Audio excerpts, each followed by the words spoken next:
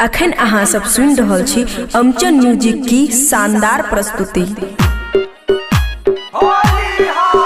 फुचुर फुचुर रंगवा खूब फेंकै एक टके उ हमरा के देखे। फुचुर फुचुर रंगवा खूब फेंकै एक टके उ हमरा के देखे। ओकरा नजर में हम ही बस गेलिए। होलिया में ही हंस देलिए डीजे वाला से फंस गेलिए। होलिया में ही हंस देलिए डीजे वाला से फंस गेलिए।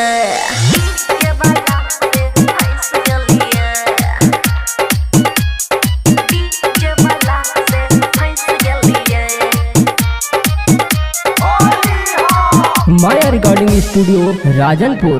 कारी कारी अखिया में काजरा लगा के रहिए हम खूबे रूप चमका के।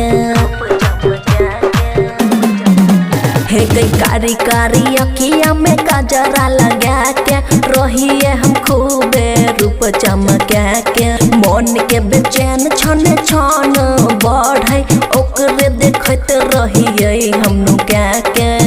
दिलवा में ओकर धस गेलिए। होलिया में ही हंस देलिए डीजे वाला से फंस गेलिए। होलिया में ही हंस देलिए डीजे वाला से फंस गेलिए।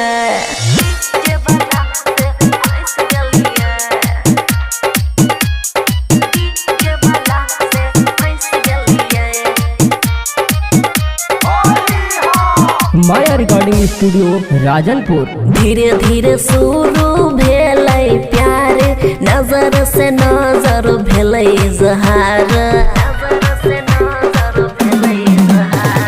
धीरे धीरे शुरू भेलै प्यार नजर से नजर भेलै जहार। ललका पियर का खूब लगाबै रंग देलकै हमर सलवार। बबुआ राहुल में रस गेलिए।